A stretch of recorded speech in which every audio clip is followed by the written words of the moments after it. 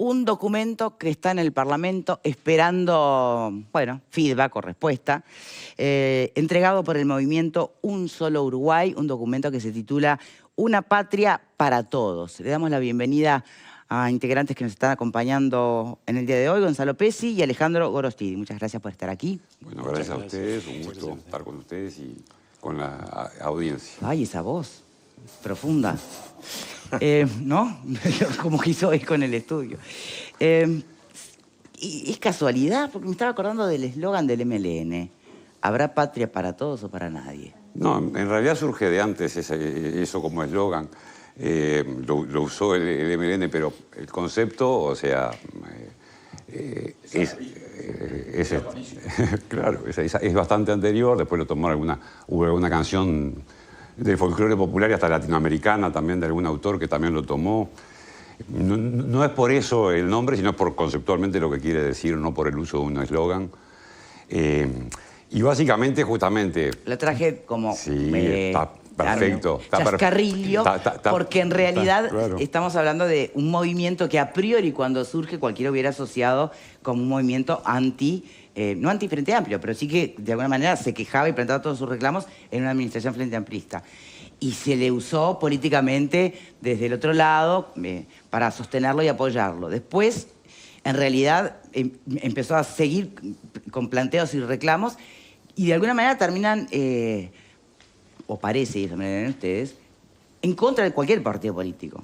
A su vez que quisieran, de alguna manera, conformar uno. Entonces no queda muy claro un poco el espíritu. El movimiento, o sea, desde ya hace más de 5 años que surgimos, y bueno, justamente es como un movimiento social desde la sociedad civil y con una serie de reclamos que lo que hace justamente, lo más fácil de repente en Uruguay es etiquetar, le pones lo metes en el casillero, quedaste tranquilo que lo clasificaste. Da tranquilidad, claro, es horrible. Entonces, me quedé tranquilo y lo clasifiqué. Y claro, somos una especie de bestia rara porque somos una cosa distinta, un movimiento social en el cual en realidad hay gente venida de distintas tiendas de partidos políticos y que justamente, y que los planteos no eran tampoco sectoriales, también se han querido sectorizar a solo lo de agro o campo, y desde el principio y antes del primer acto masivo grande de Durazno ya había gente de otros sectores, profesionales universitarios, técnicos de la salud, maestros, había de todo. Comerciantes del pueblo. Pero bueno, ¿qué nos une en común? Bueno, justamente una preocupación por lo general, por lo del país, por lo de la sociedad en general, por la patria, por eso una patria para todos. Entonces, en realidad, el título resume un poco lo que ha sido un poco el intento del movimiento de pregonar y que cuando planteamos medidas, normalmente justamente no son como un interés corporativo, sino intentando ver justamente al colectivo de la sociedad cosas que nos ayuden. De eso se tildó originalmente, o se les criticó, de ser de alguna manera corporativos, ¿no? Por eso, pero excede porque justamente no somos de un sector, con lo cual corporativo cuando representas un sector y dentro del movimiento hay gente de todos los sectores. Entonces... sí, eso el tiempo lo fue poniendo sobre la mesa. Claro, nosotros seguimos estando donde estábamos, desde el principio creo que ha ido quedando claro justamente a esto que decías, que no era que estuviésemos con un gobierno o contra un gobierno o con un partido o con otro, iban por otro lado nuestras preocupaciones y reclamos. A más de 5 años miramos para atrás y la película más larga y seguimos preocupados porque hay temas estructurales que afectan a toda la sociedad, que vemos que como sociedad seguimos pendientes de tratarlas y permanentemente está el debate público, lo ven en la agenda de discusión pública y demás, en los aspectos coyunturales, en el tema de esta rendición, en el tema de esta cuestión, en apagar este incendio, en la emergencia de esto, en la emergencia de lo otro, y son pocas las instancias. ¿Y eso no es gobernar de alguna manera? Hay de las dos cosas, es como el tema de lo urgente y lo importante. Está el tema de lo urgente de resolver, pero también no nos podemos olvidar de la agenda de lo importante y de lo que es a mediano y largo plazo. Ahí ustedes proponen acuerdos suprapartidarios de alguna manera. Claro, por eso nosotros a lo que intentábamos, partiendo, o sea, no solo del reclamo de esta... como que está trabado el sistema político en esas rencillas, en esas discusiones... Justamente, y usted mismo lo está diciendo. Claro. ¿Ve viable un acuerdo suprapartidario en algún tema hoy? Y bueno, justamente a eso es a lo que hay que apostar. hay que apostar viéndolo justamente, haciendo caudal de experiencias exitosas que hemos tenido en el propio Uruguay, porque no se puede, a nivel internacional no pueden mirar otros ejemplos, pero me refiero a nivel nacional en temas de repente capaz que no tan macro, pero puntuales. En la pandemia, sin ir más lejos, tuvimos el caso del GACH, que era un ámbito que no estaba en el Poder Ejecutivo, no estaba en el Poder Legislativo, era un ámbito como lo que nosotros proponemos, sí, tipo Consejo Consultivo Honorario. Pero no quieren achicar el Estado, ustedes. Consejo Consultivo Honorario. Ah, honorario. Honorario. Okay. Entonces, y el gacho no encareció. Pero está bien. No eran funcionarios del Ministerio de Salud Pública. Está bien. El tema que eran, ¿qué tenían en común? No se les preguntaba de qué cintillo político partidario venían. Lo común que tenían era su competencia en el tema, epidemiólogos, probabilidad matemática, pero lo que sea. Cerremos el Parlamento y trabajemos con gente honoraria que sepa de los temas. Para nada. El Parlamento tiene su rol, el Poder Ejecutivo tiene su rol, y hay justamente roles en los que se puede tener, y cualquiera de los están apurados por esa agenda urgente a resolver, y puede haber justamente consejos consultivos honorarios que vean en temas a más largo plazo, sin la urgencia esa de apagar el incendio, cómo resolver temas con una clave más nacional a largo plazo, pasando los ciclos electorales. Bien. Digo, para resumirlo y para que se entienda claramente, nosotros lo transmitimos en una jerga futbolística. Esto estamos acostumbrados a jugar el campeonato uruguayo con Peñarol, Nacional, Danubio y Cerro. El que gana el campeonato uruguayo es el que gobierna, supongamos que fuera Cerro o Nacional, y sus jugadores son jugadores puestos por cuota política, no porque sean los mejores jugadores. Entonces, ese es el que gobierna durante el periodo. Nosotros lo que proponemos es fortalecer eso, fortalezcamos eso con comisiones honorarias, con profesionales dictaminados por los mismos partidos, que fortalezcan las gestiones o por lo menos asesoren con todas las variables de las decisiones, y el Ejecutivo después decidirá. El Ejecutivo y el Legislativo, obviamente. ¿En qué temas para ustedes, por ejemplo, habría que haber elaborado un GACH? Bueno, vemos tres pilares importantes en los cuales genéricamente se podría trabajar. Hay dos que están muy interrelacionados. Uno, por un lado, el tema que podríamos llamar reforma del Estado, que ha sido planteada por distintos partidos políticos, pero siempre algo que se termina sin atacar en serio y a fondo y tranquilos, y que no es un tema de izquierda, de derecha o lo que sea, es cómo reformar para que sea más eficiente ese Estado. Ahí terminamos en ese pilar, en el tema que no podemos tener endémicamente el desequilibrio de gastar más de lo que podemos generar de riqueza como país. Una vez, dos veces, cubrís con un endeudamiento, pero si es sistemático, endémico, y cada vez la bola de nieve es mayor, y cada vez el endeudamiento es mayor, no es sustentable y vemos que vamos al precipicio, no termina bien esa película. Entonces, un pilar, bueno, ¿cómo trabajamos ese tema? Otro es el desarrollo productivo, que en realidad las políticas macroeconómicas terminan estando rehenes de tener las condiciones para seguir accediendo a un endeudamiento, pero le generan un peso a la economía real y al aparato productivo que hace que todo lo que se genere de riqueza agregada y valor se va en pagar ese sobrecosto y esos intereses de deuda y demás. Entonces, tienen que estar como en sintonía. Y un tercer pilar importante genérico es el marco jurídico general, de que haya sistemas de contralor efectivos, de que las normas estén en serio y que tengan un cumplimiento efectivo. Caso típico, por ejemplo, Tribunal de Cuentas, y que no sea un saludo a la bandera. Sí. ¿Para qué tenemos? Si después hacer la observación, se retira el gasto, se gasta igual, no pasa. Entonces, pero si tenemos normas que se cumplan, que se cumplan bien, o sea, asegurarnos un sistema de contralor y de vigencia plena del Estado de Derecho, que capaz que no son nuevas normas, capaz que ver cómo las que están, que se cumplan, pero eso como tres pilares. En ese tema me parece que es un ejemplo clarísimo que el Parlamento, por ejemplo, que son 99 diputados y 32 senadores, hay tal vez un legislador o dos con condiciones realmente profesionales como para abordar el tema.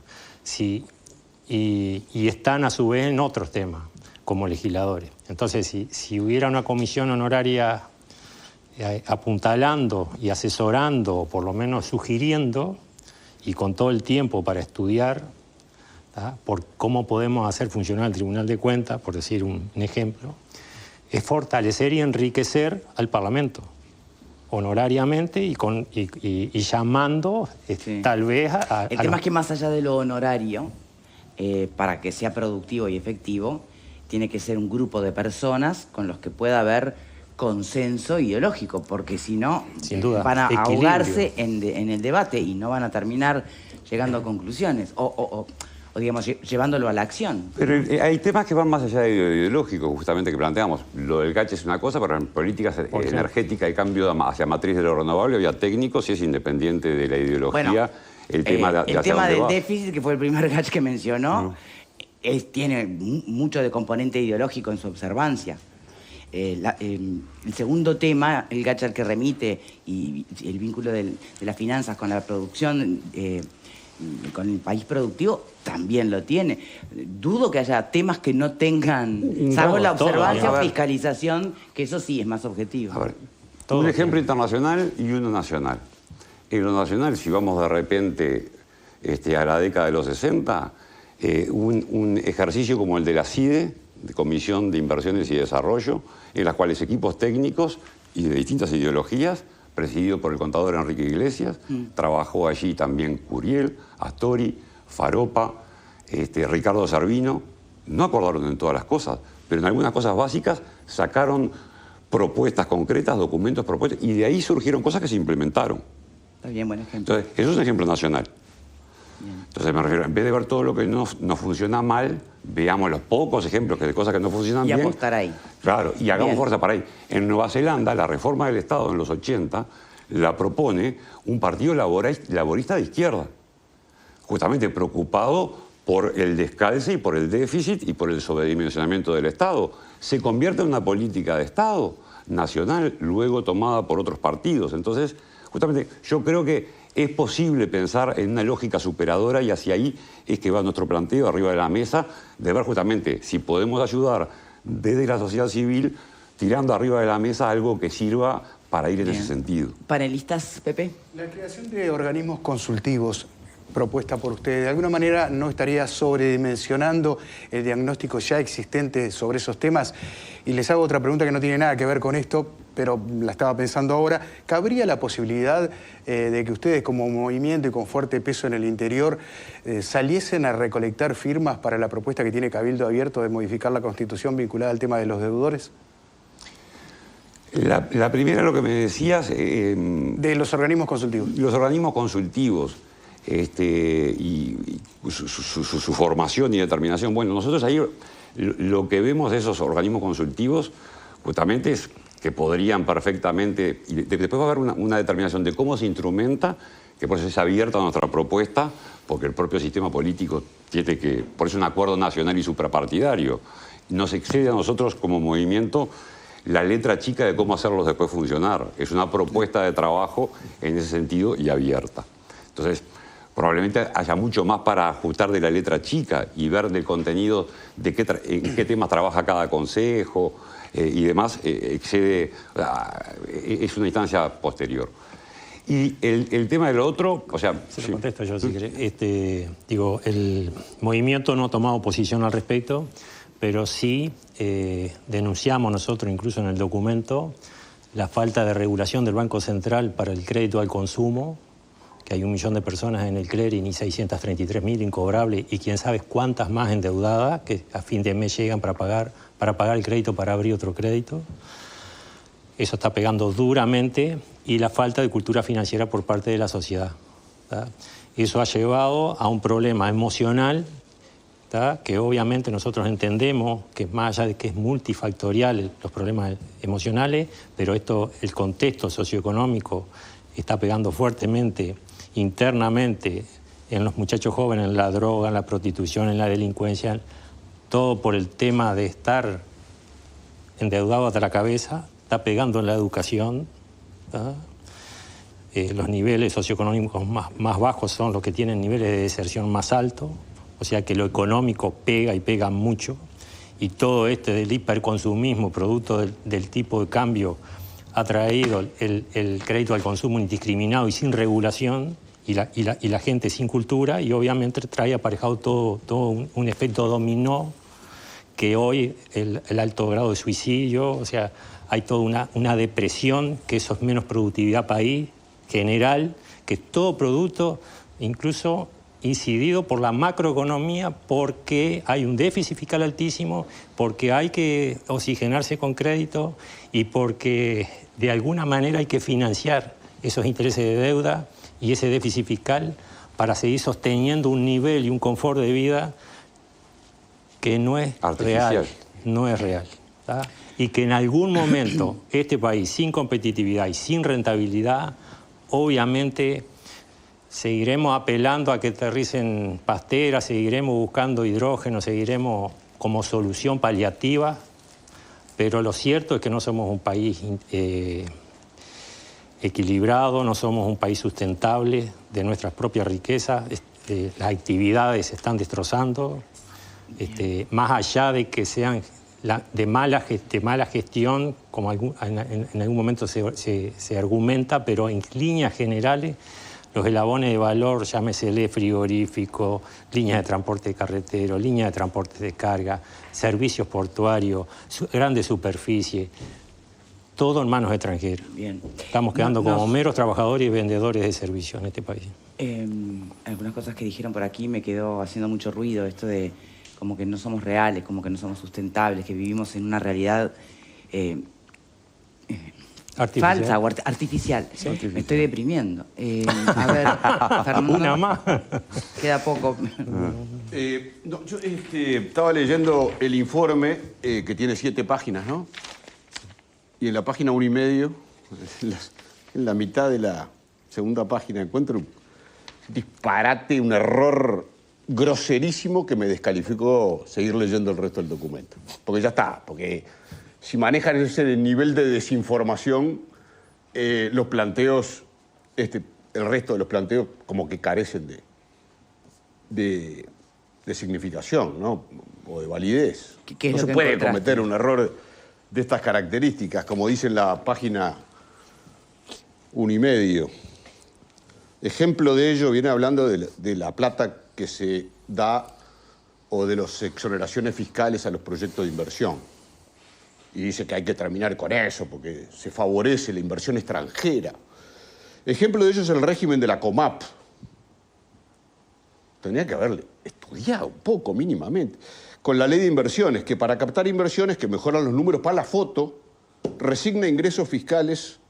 Al final, quien obtiene el grueso de esos beneficios fiscales terminan siendo grandes empresas de capitales extranjeros y multinacionales, ya que es absolutamente marginal el uso de estos regímenes por parte de las empresas de capital nacional. ¡Pah! Disparate. Y todavía dices que así que la inmensa mayoría de las pymes del país no acceden a este régimen especial. Otro disparate mayúsculo, porque no solo acceden, sino que además tienen un 10% adicional por ser pymes. Acceden y en mejores condiciones todavía. No sé, la verdad. Yo le puedo dar alguna cifra para corroborar esto que estoy diciendo, que es de facilísimo acceso, ¿no? No hay como, hay que hacer Google nomás. Don Google. Mientras buscas, porque abril 2023, proyectos de inversión, casi 100 millones de dólares, 97. ¿Quiénes se presentaron? Servicios de provisión de maquinaria agrícola, contratistas agrícolas, para comprar máquinas. Transporte terrestre de carga interdepartamental e internacional. Actividad comercial, privada. Construcción de obras de arquitectura, construcción. Comercio al por mayor de otros alimentos y bebidas, distribuidores de productos. Comercio al por mayor de electrodomésticos. Transporte terrestre local de carga. Transporte terrestre de carga. Otras industrias, no sé qué, manufactureras. Todo inversión local de nacionales, cultivo de arroz, cría de ganado con destino a producción de carne. ¿Qué porcentaje? ¿Algo para ¿Qué comentar? porcentaje? 450, en abril solo, 457.000 dólares. Todo, 390.000 la industrialización de productos, Fernando, no va a haber tiempo para 238.000 todos. provisión de... Esto es solo un mes, ¿no? Solo un mes en 100 millones de dólares. Enero, abril, proyectos COMAP, 283 millones de dólares de inversión de acá, local. Por lo tanto, Saquen ese párrafo del documento porque es un disparate. Dos ¿Qué cosas dicen al ahí. respecto? Una, la primera, que el documento tenía una parte primera de diagnóstico y análisis, Pero y página otra y la media. propuesta. La parte de diagnóstico y análisis, justamente, así como planteamos esto que es un consejo consultivo honorario de la gente que sabe el tema que discuta del tema, O tírenle no la pretendemos oreja. ser dueños de la verdad. Al que hizo esto, tírenle las orejas. No pretendemos ser dueños de la verdad, o sea, que independientemente del análisis puntualmente del tema, es justamente en un consejo consultivo analizando el tema se verá si eso es tan así o no, que se puede mejorar y no somos los dueños de la verdad de eso. Bien. En el análisis, nosotros cuando decimos eso no lo hicimos por Google, sino estudiando los 6 años pasados de la Pero en Comaf. Google salen las cifras Bueno, oficiales. Sí, pero están las planillas. Y Están las se puede cifras bajar el oficiales. PDF y hay que trabajar con los microdatos y agrupar. Y después tenemos el Pareto 80-20. Entonces, el 80% de los montos de resignación fiscal son a proyectos grandes. Eso es otra cosa. Y después hay un 20%. Pero no son los COMAP, no son COMAP. ¿Qué? Son otra cosa. Y a lo que vamos es, por ejemplo, en aterrizaje de inversiones, a lo que vamos es, cuando hay inversiones, no es por el régimen normal, sino que tenemos que inventar zanahorias de regímenes especiales. Porque si no, normalmente el incentivo a invertir no está. Entonces, si no generamos una zanahoria de un régimen especial, la gente no invierte. Entonces, en el caso sector forestal, es un buen ejemplo. Es un sector forestal que está muy bueno, que tiene 2 patas, y originalmente tenía 2 patas, celulósica y aserradero, maderable. La parte con régimen especial celulosa, ¡boom!, grandes inversiones. La parte con el régimen normal, sin exoneraciones y demás, aserraderos, ha estado sistemáticamente pataleando en el barro y no ha logrado despegar. Entonces, a eso es a lo que apuntamos con eso, Bien. el tema de un sistema general sano, competitivo, que haga posible el crecimiento orgánico de las empresas, de que tengan una ganancia normal, reinviertan, ahorren sin necesidad inclusive de eso. Porque ese régimen justamente resigna recaudación fiscal y después justamente tenemos déficit y entonces en realidad se genera una inversión pero tampoco contribuye a pagar a Disculpe la que lo otra. interrumpa, pero hay un problemita con su micrófono. Le vamos a alcanzar uno de mano, ¿sabe? En breve, porque no sé si ustedes... pero hace ruido. Mientras tanto, Valeria. A ver, ¿me dejás decir una cosa sola? Solo no, una porque cosa. si no, no hay tiempo para porque tus les quiero compañeros. recomendar que vean Valeria, el por informe favor. BID del 2012 y el de Instituto de No, Economía yo- 2014. yo en Están en realidad- Google también. Sara, Valeria. Bien, yo en realidad lo que me pregunto es, todos sabemos en la etapa política en la que está el país, comienzan a perfilarse candidaturas, elaboración de programas, demás. O sea, presentarlo en este momento claramente tiene que ver con, por lo menos mi apreciación, es que tiene que ver con una incidencia en los distintos partidos. Ustedes dieron un plazo de unos 45 días más o menos para obtener devolución de los partidos. Esto, en realidad, ¿a qué apunta? A que dentro de los programas, por ejemplo, de los distintos partidos, programa de gobierno, se contempla algún punto de los que ustedes plantean. Ya pasaron por 2 gobiernos bien distintos de partidos con 2 perfiles bien diferentes y ustedes siguen sin sentirse contenidos, digamos, o con acciones que vayan alineadas a lo que son los planteos de ustedes. Tampoco en este gobierno encontraron esas respuestas. Entonces, ¿por qué presentarlo en este momento? ¿A qué aspiran a alcanzar en este momento? Porque, o sea, el que le digan, por ejemplo, que sí a estos grupos consultivos, ¿puede ser algo que les digan que sí hoy de cara a una Y mañana contienda sí, partidaria? ves, Y mañana está. no A ver no la tengamos respuesta de nada. los invitados antes de cerrar. El tema en cuanto al momento justamente es antes de que venga la vorágine del año que viene, porque bueno, la discusión del año que viene va a estar todo el mundo a los tiros electorales por la campaña. Entonces, justamente más bien apurados a hacerlo ahora antes de entrar en esa vorágine, porque la propuesta nuestra no va en línea con esa discusión justamente, sino antes de entrar en eso, a ver si el sistema político es capaz de generar un acuerdo en este sentido. Por eso planteamos un plazo relativamente corto, pero con tiempo como para procesarlo de 45 días para tener las devoluciones del sistema político de quienes estarían dispuestos a intentar por este camino. Bien. Es un poco por ahí que va Pero la razón. la idea es que nosotros vemos que se pelea por el poder, pero por el poder en sí mismo y no por verdaderas políticas de Estado. Se gobierna en la inmediatez, a lo bombero, y porque obviamente hay mucha incidencia en el votante, en las decisiones de los ejecutivos, y por eso nosotros entendemos que hay que elevar o tener por lo menos un satélite, un faro, algo, ¿tá? Que de alguna manera esté estudiando, y por fuera de la vorágine, temáticamente, y esté asesorando o sugiriendo qué es lo mejor para un país integrado, ¿tá? Bien. De las mejores mentes. Eso es lo que nosotros proponemos, y no entrar en estas discusiones que a veces podrá tener razón Margarita y podremos tener razón nosotros, que la información esta, que la información aquella, o sea, que Google, que yo veo el número la 6, letra chica. Ministerio de Economía y resultados reales, no se puede cometer un error de que yo miro el 6 y él mira el 9, entonces despejar esa discusión y que haya una estructura funcional, asesora de las mejores mentes en las temáticas. Bueno, y no abordemos todos los temas. Vamos a ver qué pasa. Hay 45 días para cualquiera sea el resultado, si hubo respuestas, si hubo acuerdos o no. Hablamos el día 46, ¿les parece? Cómo no, encantadísimo. Muchísimas gracias por habernos acompañado. No, agradecido, hermano. Perdón, Pablo, se nos fue el tiempo. Tienen que formar un partido político, esa es la reflexión del día.